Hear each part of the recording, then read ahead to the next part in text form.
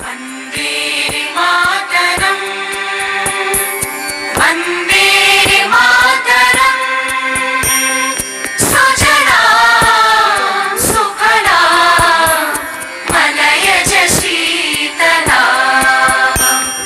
सस्यश्यामला मातरम् वन्दे मातरम् शुभ्रज्योत्स्ना पुलकितयामिनी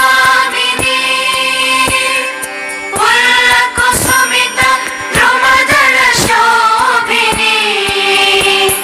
सुहासिनी सुमधुरभाषिणी सुखदां वरदां मातरं Vande Mataram Vande Mataram.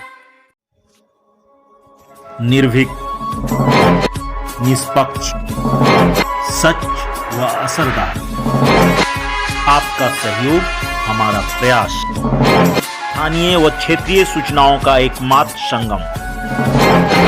Top 5। Sex extortion को लेकर गोरखा थाना से 3 हुए गिरफ्तार। प्रेस वार्ता कर एसडीपीओ ने दी जानकारी। युवाओं से सकारात्मक कार्यों में ऊर्जा लगाने की किया अपील। सेक्स एक्सटॉर्शन को लेकर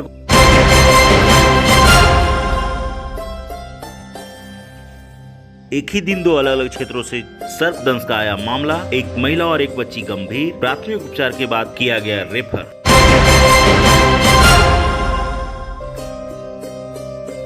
बरकट्ठा क्षेत्र में थम नहीं रहा है हाथियों की तबाही। मंगलवार को भी गुलामों के बसरिया में हाथियों ने मचाया तांडव।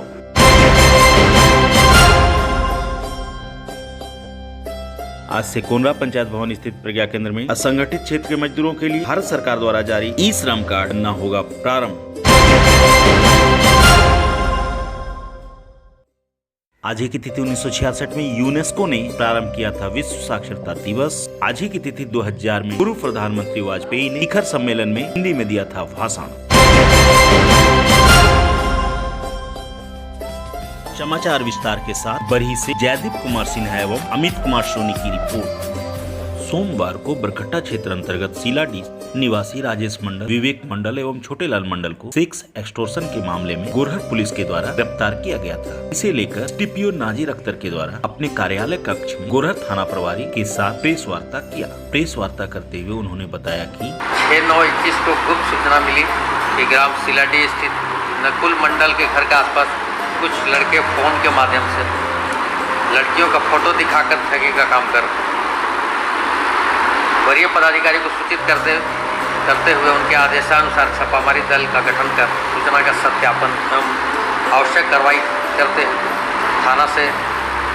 थाना प्रभारी अरुण सिंह की और उनकी दल के द्वारा वहां थाना से प्रस्थान करते हुए ग्राम सीलाडी पहुंचे। वहां नकुल मंडल के घर के आसपास पुलिस को आते देखकर कुछ युवक इधर उधर भागने लगे।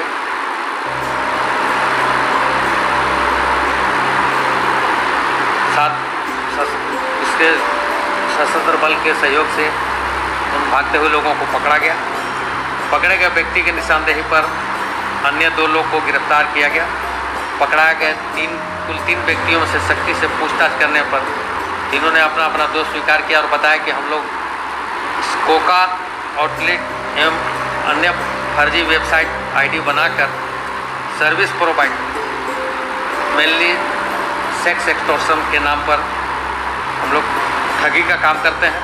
इस संबंध में गोरखा थाना कांड संख्या 3821 दर्ज किया गया। इसमें 3 व्यक्तियों की गिरफ्तारी हुई है। राजेश मंडल पेशर दामोदर मंडल, दूसरा विवेक मंडल पेशर छोटेलाल मंडल, तीसरा छोटेलाल मंडल पेशर स्वर्गीय बंधन मंडल। सभी सीलाडी गोरखा के रहने वाले हैं।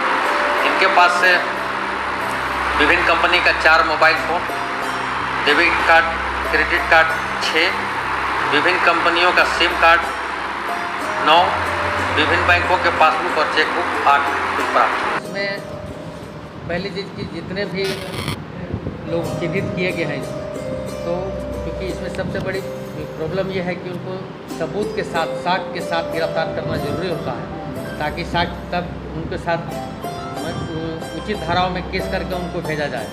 इसलिए कि ऐसे बिना सबूत के साथ उनको पकड़ना थोड़ा मुश्किल होता है और उन पर कार्रवाई किया जाना संभव नहीं है। तो सबूत और साक्ष्य मोबाइल के साथ यदि पकड़े जाते हैं और उनके मोबाइल में इस तरह की वेबसाइट बनी हुई है या इस तरह का आईडी बनी हुई है या इस तरह का चैट है, तो वो सबूत पुख्ता होता है और ठगी का प्रमाण मिलने पर उनको जेल भेजना आसान होता है। इसका अभियान भी वहाँ पे पुलिस अधीक्षक महोदय के द्वारा और हमारे स्तर से भी ये निर्देश दिया गया है कि लोग में जन जागरूकता फैलाए। इसमें बहुत सारे स्कूली बच्चे हैं जो माइनर हैं और जो इस तरह की धारा में ये ठगी का काम कर रहे हैं और जो समाज की दिशा से भटक रहे हैं और ज्ञान का दुरुपयोग कर रहे हैं। टेक्निकल का ज़माना है तो युवाओं से अनुरोध है कि टेक्निकल सीखें, टेक्निकल को जानें। 21वीं सदी है, लेकिन उसका उपयोग सकारात्मक करें। जो नकारात्मक कर रहे हैं और इनका जो इस तरह का हरकत में शामिल है वो अपराध है और इससे बचें और अपराध के रास्ता छोड़ करके वो अपनी पढ़ाई लिखाई पे ध्यान दें और उसका जो टेक्निकल का जो अच्छे बेहतर बनाने में। मंगलवार को बरही के 2 विभिन्न क्षेत्रों से सर्पदंश का मामला सामने आया है।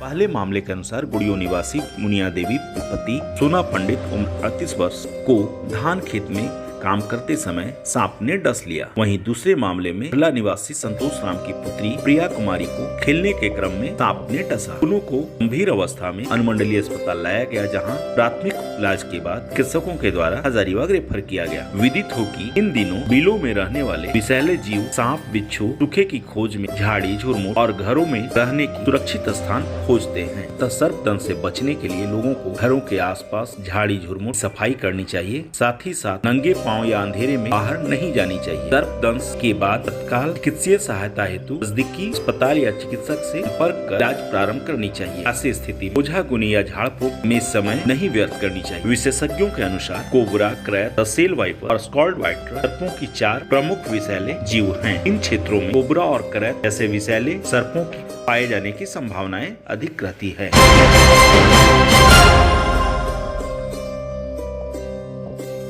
इन दिनों बरकट्ठा प्रखंड में जंगली हाथियों का आतंक बढ़ा हुआ है। मंगलवार को एक बार फिर जंगली हाथियों ने चुगलामों के मरिया क्षेत्र अंतर्गत दिलीप मंडल, अशोक मंडल की दुकान में धावा बोलकर दुकान में रखे सामान क्षतिग्रस्त कर दिया। इसकी सूचना मिलते ही वन विभाग के कर्मचारियों ने मौके पर पहुंचकर हाथियों को भगाने का काम किया। हाथियों के आतंक से लोग डर की साये में जी रहे हैं। इस संबंध में लोगों ने वन विभाग से कोई अस्थायी समाधान ढूंढने की फरियाद लगाई है।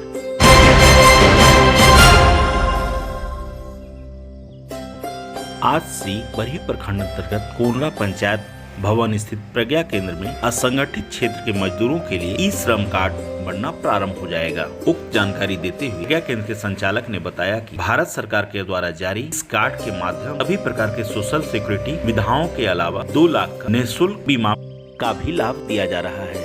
एक रिपोर्ट।